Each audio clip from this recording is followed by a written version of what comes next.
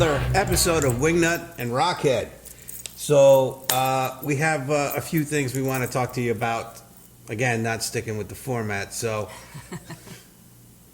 right, we're just winging it.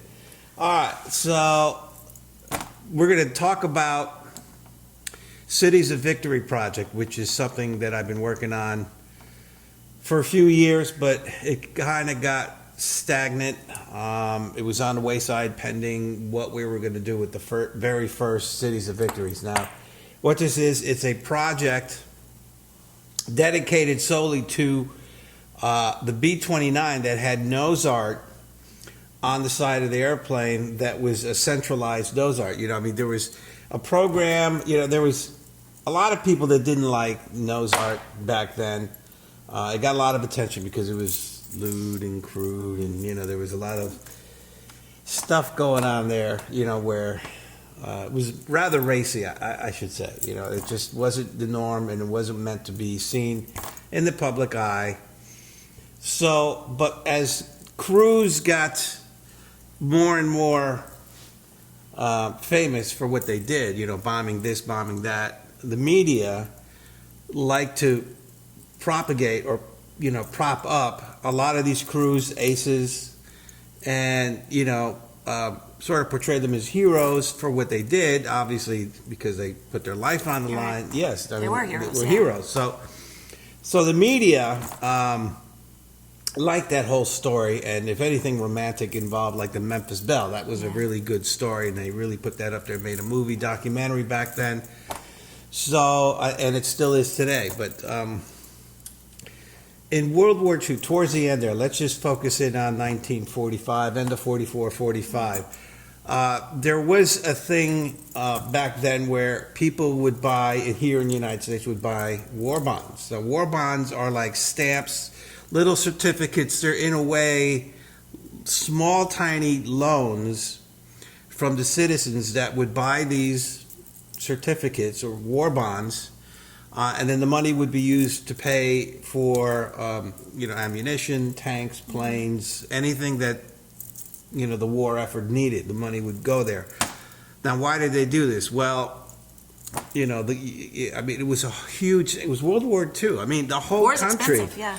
And war is expensive, yes. And back then, you know, you had, everything was built in numbers, you know, it was attrition, you know, so the more tanks, more airplanes you had, the more chances are you were to win by overpowering your enemy because you were making them more. So as a nation, we were very industrial.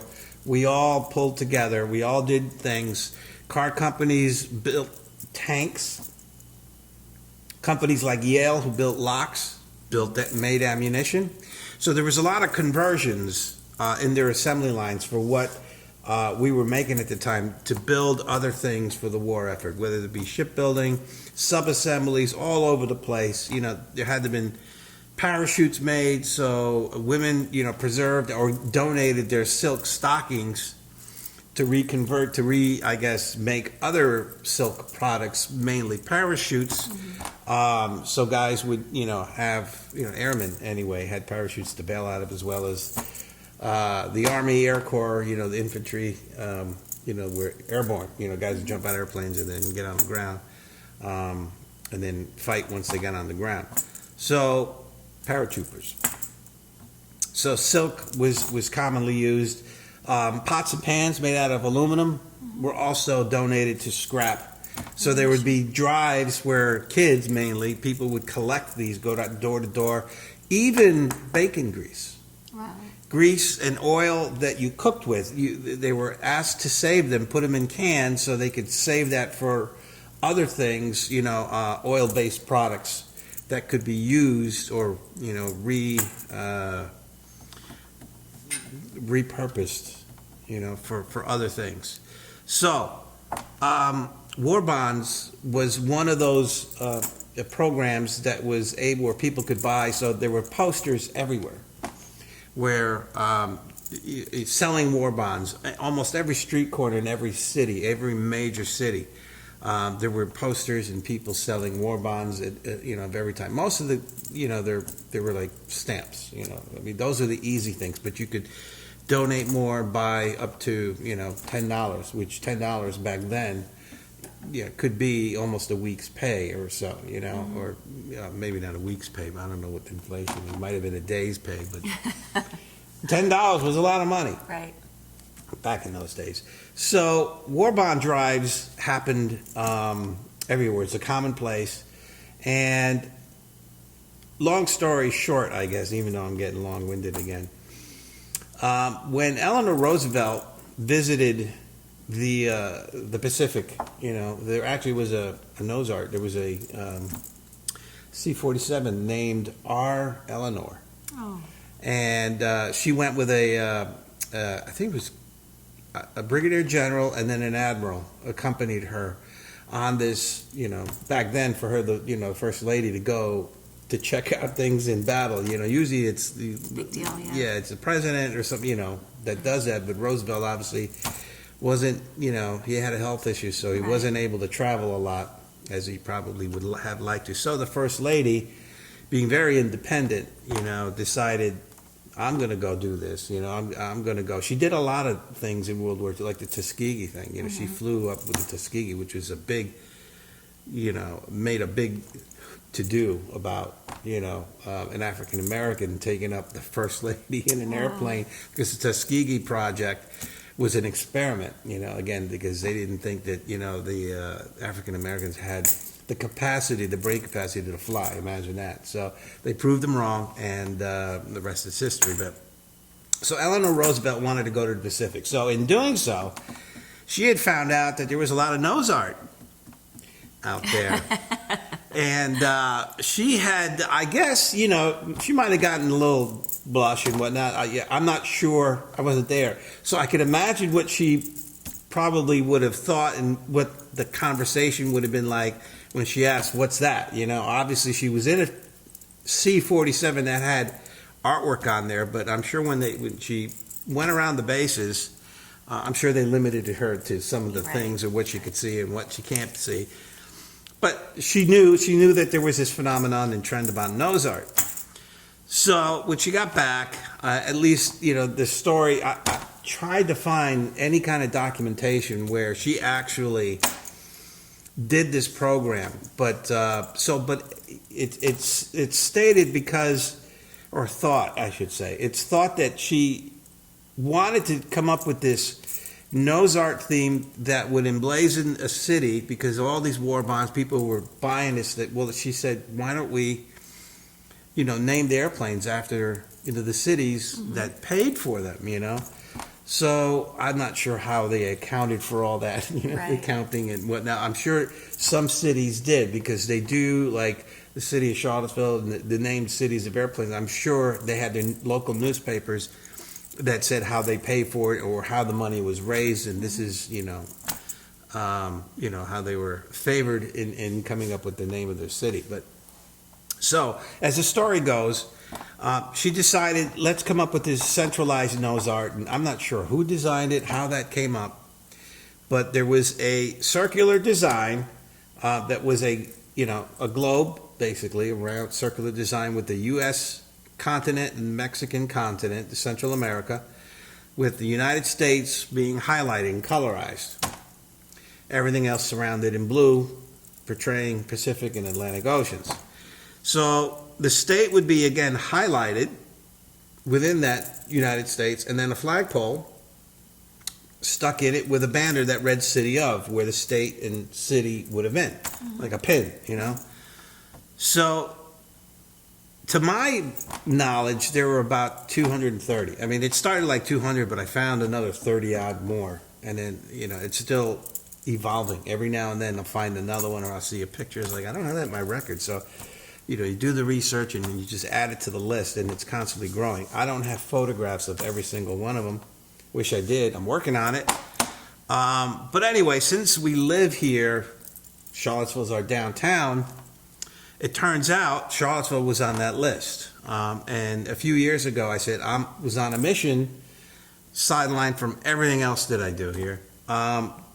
Just a happenstance kind of thing, to keep an eye out for a City of Charlottesville photograph.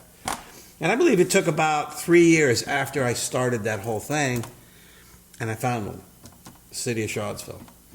And I went, like, in the interim, I went to the local library, looked up the archives, actually looked at microfilm. I spent a few hours there. They let me in and told them what I was doing. And they were very helpful. One thing led to another. I think the archivist there, or the person there, said, oh, somebody wrote a small pamphlet kind of book, soft cover. I mean, it was really thin. And she goes, oh, go look up and see if the author's still alive. And so, that was another project. Found that, got copies of that, because there's a mention in there that there was a City of Charlottesville, the B-29, and there was also a Liberty ship, I believe, that was named after, or some ship.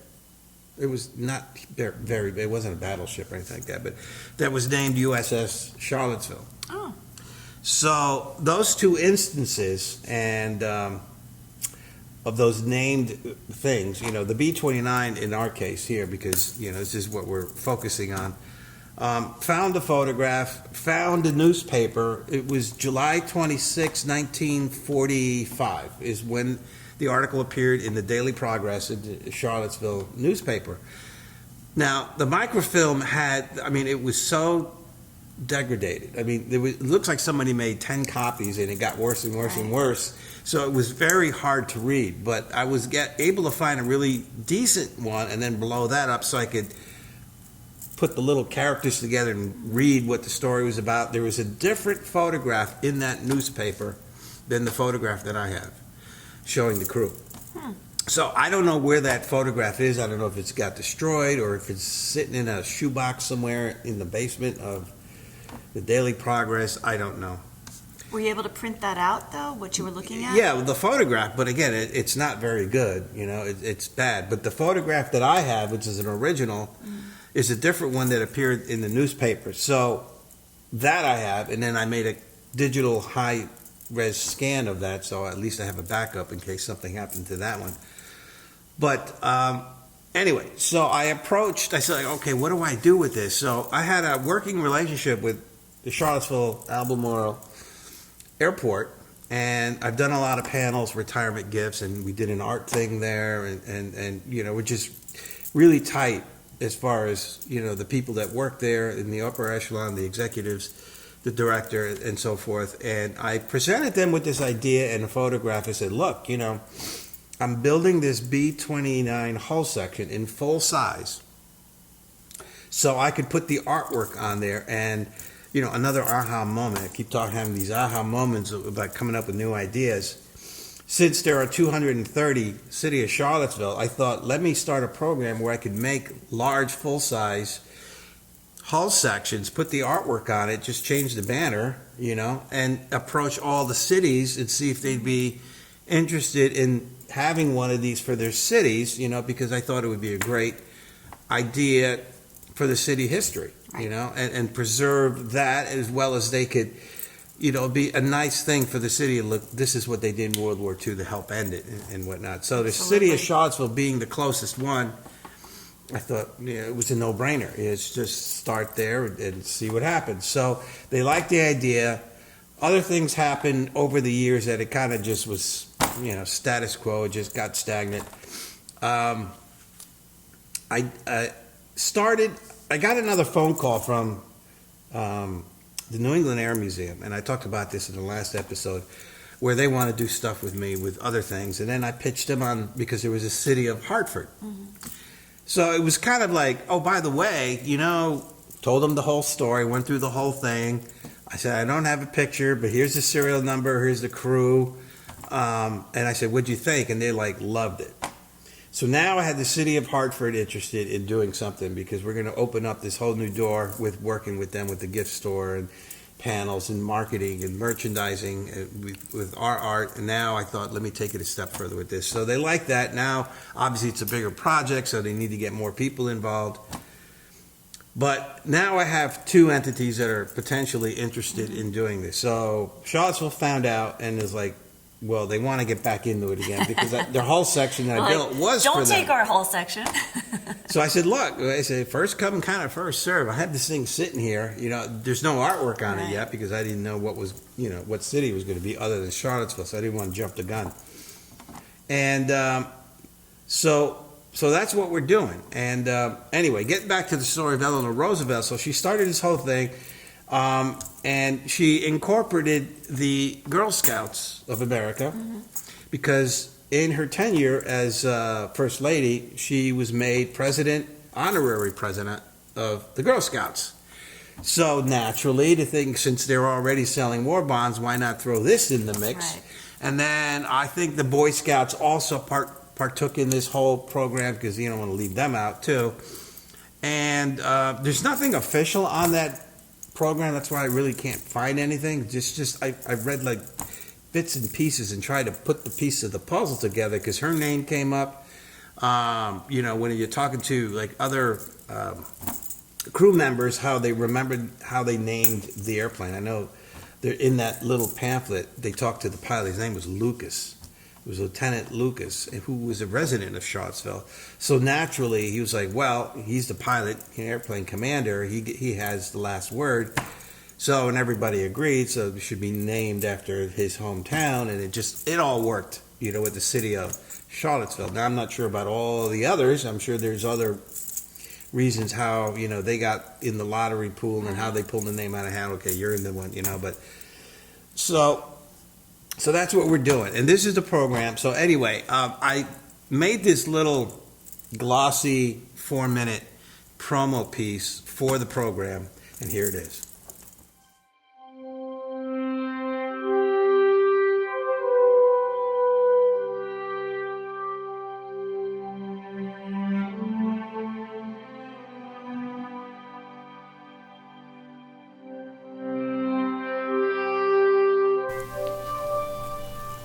During World War II, and as a united nation, its citizens of all cities contributed in some capacity to the war effort. One such program was that residents of cities across America purchased war bonds to pay for Boeing's brand new B-29 bomber, capable of reaching Japan's mainland and ultimately delivering the atomic bombs to Hiroshima and Nagasaki that subsequently ended the war in the Pacific. These B-29s were delivered to 4 bomb wings to the remote islands in the Pacific. One such group was the 314th Bomb Wing, based on Guam, which comprised of 4 bomb groups. These 4 groups assigned included were the 19th, 29th, 39th, and 330th bomb groups. Once on Guam, around February 1945, the naming of these bombers with nose art appeared rapidly. It is thought that First Lady Eleanor Roosevelt, upon learning of the trend, decided that a good idea was to have the cities of the USA be represented and campaigns implemented for the effort.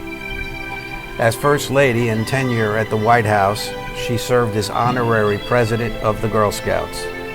It is thought that the First Lady would have the Scouts be involved in this effort in selling of the war bonds to help pay for the bombers. The program later was passed on to the commanders on Guam. Then a lottery was established for the cities' names for the B-29s. The crews also had a hand in their naming if the pilot was from a chosen city. Each of the cities' sponsored B-29s had the name-themed nose art design painted on the right side forward section of the nose, hence the term nose art. This art consisted of a world globe with the North and Central American continents predominantly color enhancing the USA. A flagpole pinpointed the designated city, location in the highlighted state with its flag bearing the name City of. By our count, there are over 230 plus of these city-named B-29s, and the list is growing every year as our research allows. Now in 2021, in its 76th anniversary of World War II, the city of Charlottesville will be represented in the first of many full-size B-29 replica hull sections that will be displayed at the Charlottesville-Albemarle Airport in Virginia following a dedication ceremony. To see if your city participated in the City of program and wish to do a similar project for your city suitable for any municipal building, please let us know and contact us at fightingcolors.com or email us at fightingcolors@hotmail.com. As always, we here at Fighting Colors are preserving history's past for our future.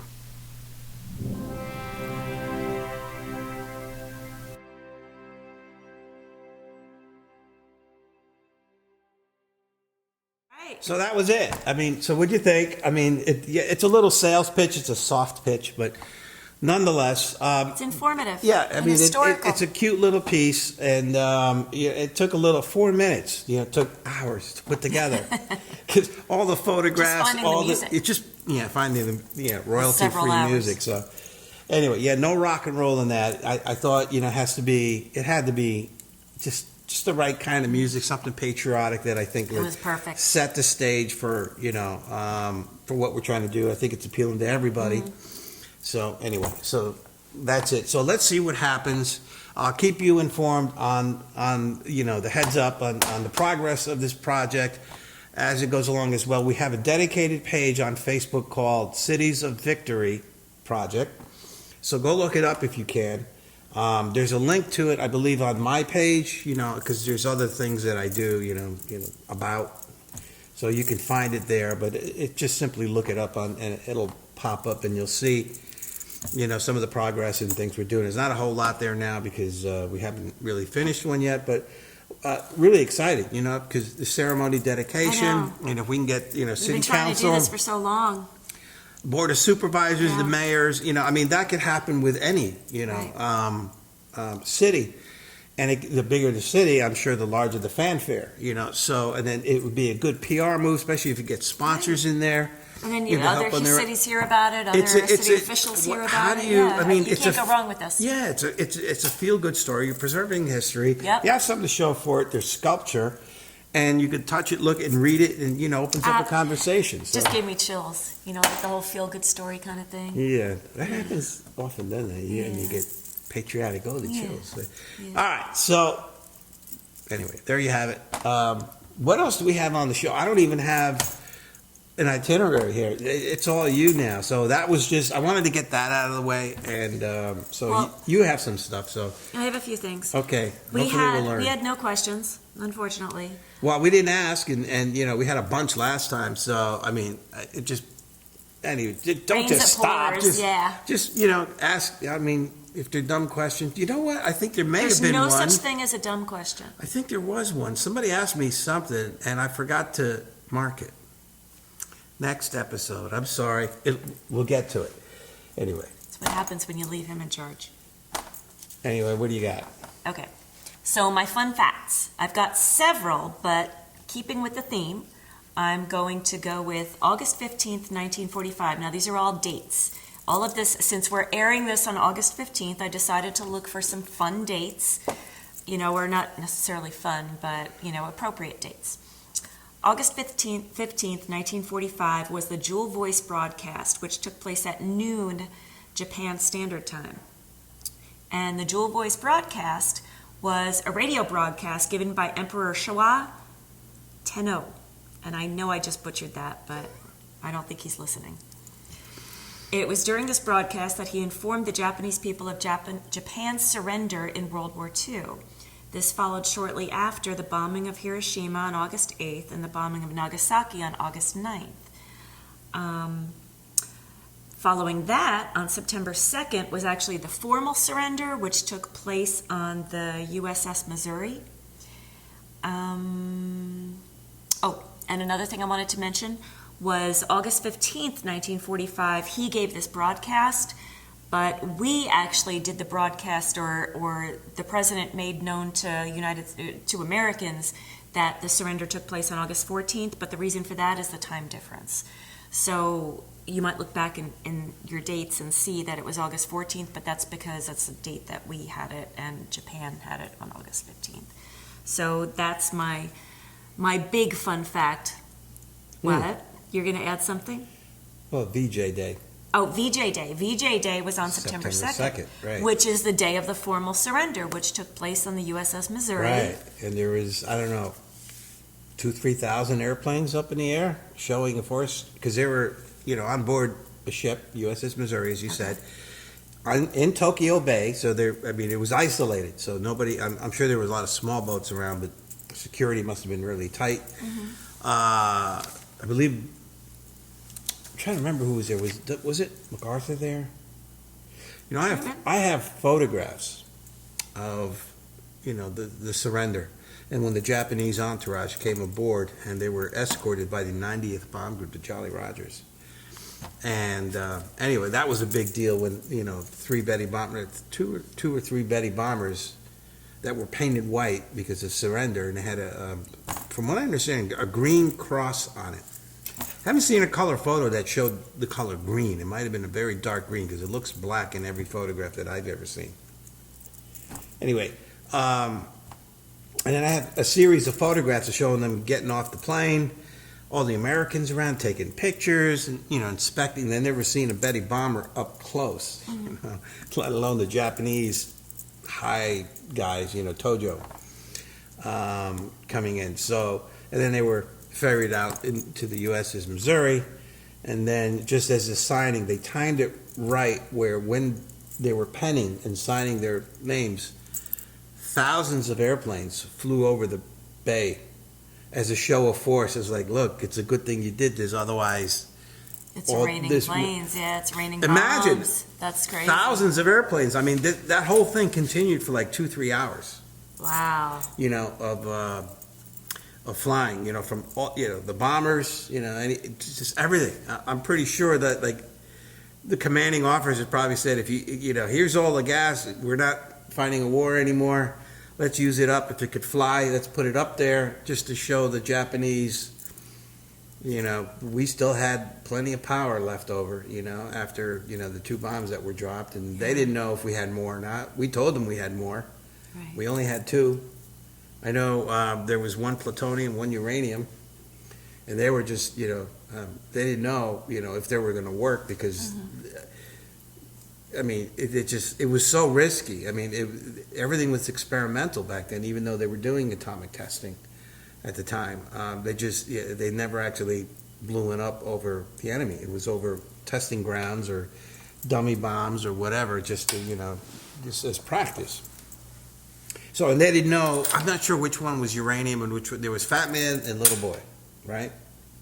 And there were, one was sort of a regular kind of looking bomb. The other one was a stubby fat thing. That's what they were called Fat Men. Whenever you see mission markings as nose art, the little fat guys with a top hat, a little profile, which meant that they carried a Fat Man mission as a practice, and the ones that were hot, meaning that actually exploded, they painted them red.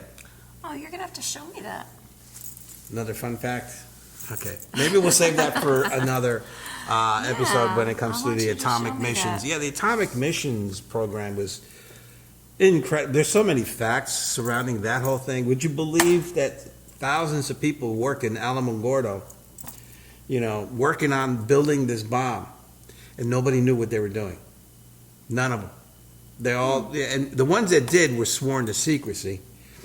But everybody worked on different components doing different things that none knew what the end result, what they were building was. They just said, here, just build this, whether it be a circuit board or a wiring harness or whatever it may have been, But yeah, the Oppenheimers, I believe, I forget his first name, was the guy that was the head top guy there in that program. But yeah, it had, code names and, there was, a lot of secret stuff. And then when they were done with that, the town, because it was a whole town that supported that home, the whole town just disappeared. They erected the whole town, and then when the whole program was over, everything was gone. They just dismantled everything, and I mean, they kept. Then there was a hydrogen bomb, that later, subsequently, when they developed the, after the atomic bomb, hydrogen bomb. I don't know what they got now, I mean, but there's, and then the people started realizing, what the hell are we doing building all this destructive, nuclear stuff? So, I mean, it got out of hand, and then the Cold War started with Russia and everything. They wanted an atomic bomb, and the Germans were trying to develop one, but, they didn't have the capacity because they were getting beat up anyway. And so it goes on and on and on about the history. But anyway, so, yeah, VJ Day, September 2nd, show of force over the USS Missouri when, Air Force, when the surrender was being signed. So was that it? Fun facts? No, I got more. Okay. August 15th, 1965. The Beatles performed at Shea Stadium to just under 60,000 fans. And this is actually the birth of Stadium Rock. First stadium rock show was at Shea Stadium with the Beatles. Before Elvis? Yeah, he never performed at a stadium. No? No. So the Beatles did the first. How about that? How about that? That's a hell of a left turn. What do you mean? From Atomic Bomb to the Beatles. Well, August 15th, WingNut and RockHead. Yeah, okay. Beatles, so rock and roll. Dates, yeah. Okay. And then August 15th, 1969, first day of Woodstock in upstate New York. I've been there. No, I wasn't you're at not Woodstock. No. I mean, I visited that afterward, just to look at the field and whatever. And this is what happened here. And that was it. It was just a day trip with a friend. We just went up there, and that was fun. August 15th, 1973, U.S. Air Force stops bombing Cambodia during the Vietnam War. It was the last day of bombing. What was that? 73. 3. Okay. I had no clue what was going on back then. I was just a teenager, 13. I just became a teenager then. Really? 73? Huh. 73? Oh, yeah, 73. Oh. So I had like most kids nowadays, they have no interest in politics or, things that go around the world. It's just about friends and growing up. I mean, we were just so innocent. You do what kids do. I mean, everything else, all that other nonsense is adult stuff. But anyway. I have one more. On the same date? Nope. Well, yeah, August 15th, but I'm going to backtrack down to 1939. Because this one doesn't really relate to aviation or music. But that's right before World War I. So. Yeah. All right. World War II, I'm sorry. August 15th, 1939, The Wizard of Oz premiered at Grauman's Chinese Theater. Yeah. I just thought that was a lot of fun. That movie was supposed to be a Wizard flop. of Oz. Everybody said this is a terrible movie and it's going to flop. And it was supposed to star Shirley Temple, too. That's right. Yeah. Instead of... But she didn't want the gig. Well, it's the way it goes. Her loss, I think, Yeah. unfortunately. But It's- I used to love Shirley Temple when I was a kid. Yeah, well, we all saw movies. We're old enough, we're dating ourselves. Yeah. We were able to see that. Okay, well, is that it? Do we have anything else? Is that the end of the show? Well, that's all I have for fun facts. All right, well, I mean, there's a lot of stuff that we talked about today regarding cities of Charlottesville, cities of project, the new thing we have going on. So we have our fingers crossed, and let's hope that this project turns out to be a huge, resounding, long-term success, So, all right. Anyway, closing thoughts here. We want to thank everybody that chimed in on the questions, so keep them coming. I know, that there's no reason not to stop sending questions in, right? So keep sending them in, no matter how trivial they may be. It doesn't have to be always about World War II. We're into music too, so I mean, we know stuff about music. We're not as knowledgeable. And if we don't know, we're happy to look it up. Yeah, we can call Eddie Trunk and say, "Hey." Anyway, no. Shout out. Yeah, it's the airport, right? Yep. We want to shout out to the airport, Charlottesville, Albemarle. It is a tongue twister. Yeah. Charlottesville, Albemarle. I find myself having Airport. to slow down for that one. Now, it's a cute little airport. Aircraft keeps flying right over the shop and where we live, because, the house is literally 3 miles away in the flight path of runway 21 coming in, if you're coming in that way. So, we're 10 minutes from there, and we've done a lot of stuff for the airport, as I mentioned before. And we want to, thank and shout out to Jason Birch, who's one of my main contacts. He's also a veteran Marine. Hoorah! Hoorah! And we'll be talking to you soon. I'm going to tag you on this, and we're going to have you on the show too. Eventually, once we get this whole thing going, we'll have you on. So hopefully you're not camera shy. All right. So that's a shout out to the folks. Oh, and Melanie, who's the director up there too. So hello, and looking forward to working with you guys again on the new art project. And well, I don't want to divulge too much, but you'll hear more about that as things develop. All right. So keep them coming. Like us on YouTube, And Facebook. Subscribe to YouTube, Facebook. We're going to expand into other social networks as well. But it takes time to put all this stuff up and whatnot. But anyway, thanks for watching another episode of WingNut and RockHead. We'll see you next week. And remember, we're preserving history, our history's past, for tomorrow's future.